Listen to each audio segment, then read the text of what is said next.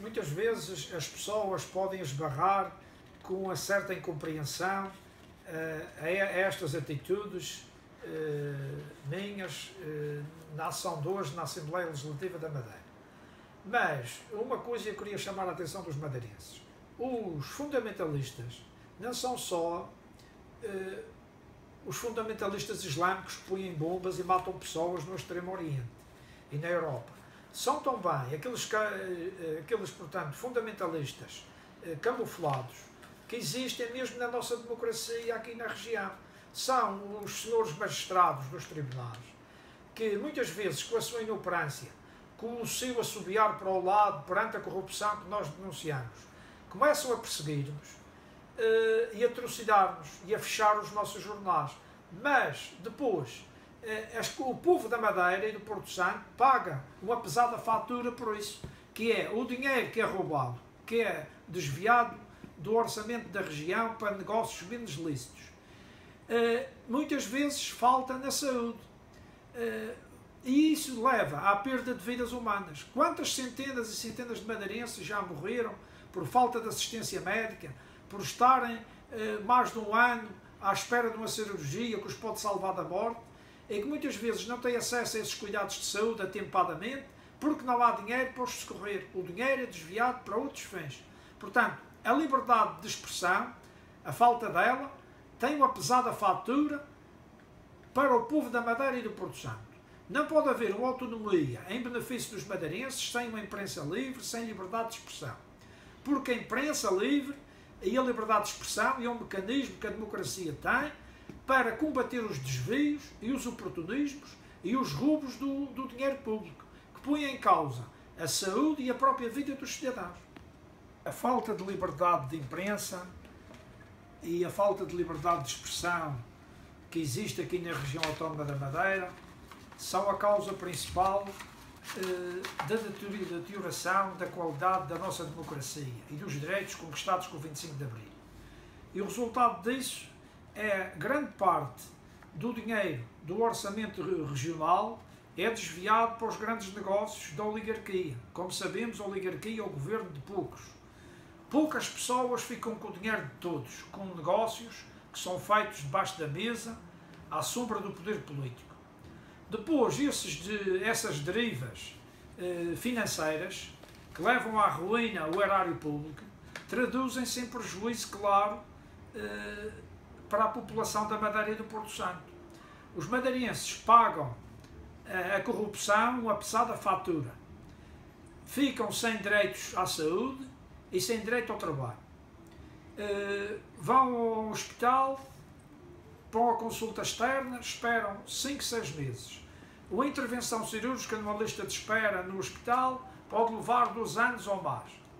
Porquê que isso acontece? Porque os meios que são necessários para agilizar a saúde, para que tenhamos melhor assistência médica, melhor estado social, são desviados para os negócios e os interesses egoístas de meia dúzia de tubarões ligados ao PPD e PSD aqui nesta terra.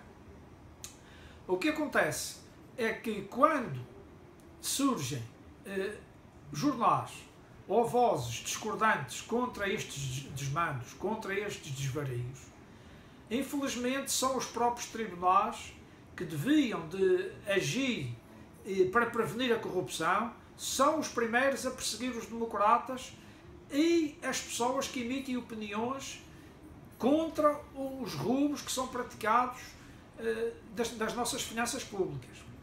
E então, aqui na Madeira o que nós vemos é buscas domiciliárias à casa dos democratas à procura de jornais clandestinos, tal como se fazia no tempo da PIDE.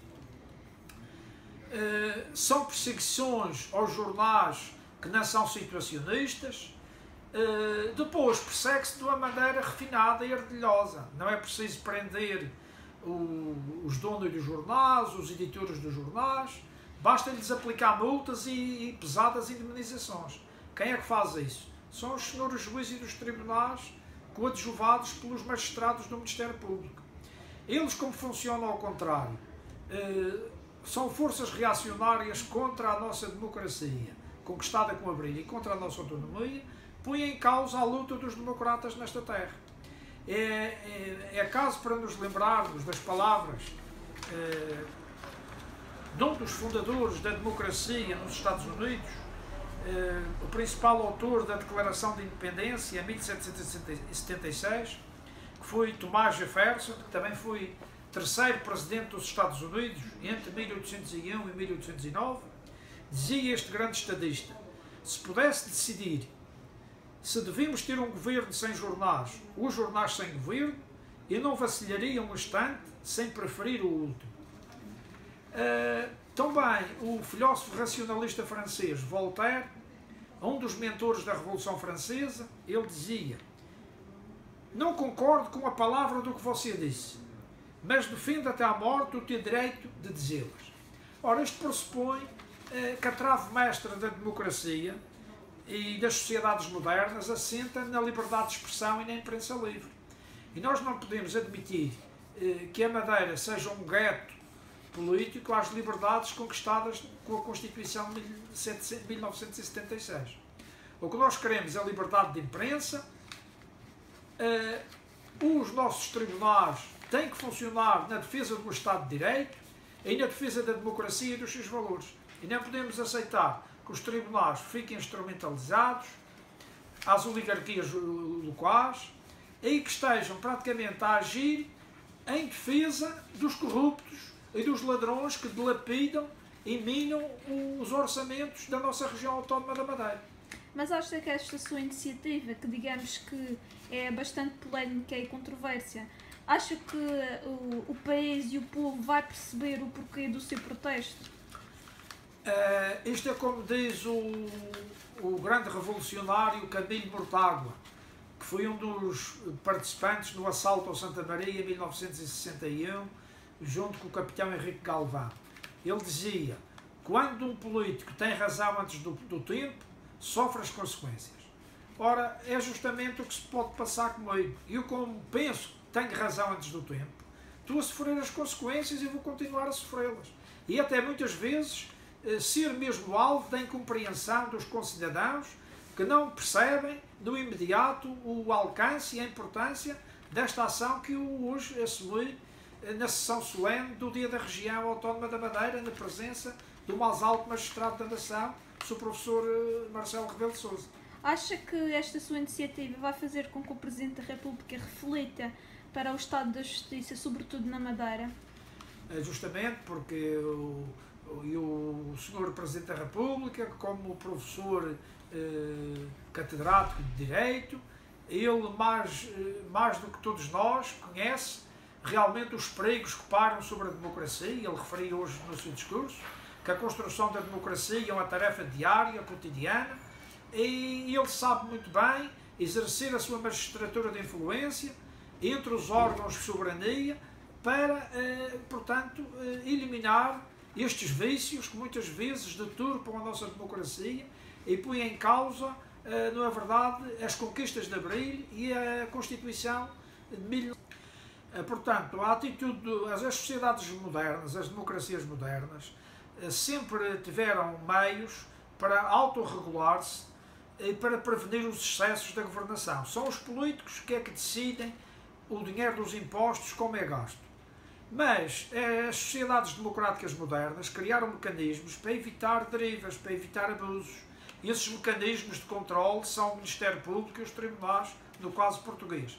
Ora, quando o Ministério Público e os tribunais deixam de cumprir a sua função, dá-se o descalabro total da nossa democracia. Aí, atualmente, o que nós vemos é a população tem uma desconfiança em relação aos partidos, em relação aos políticos.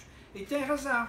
Mas o que a população muitas vezes não se apercebe é que os culpados disto não são só os políticos.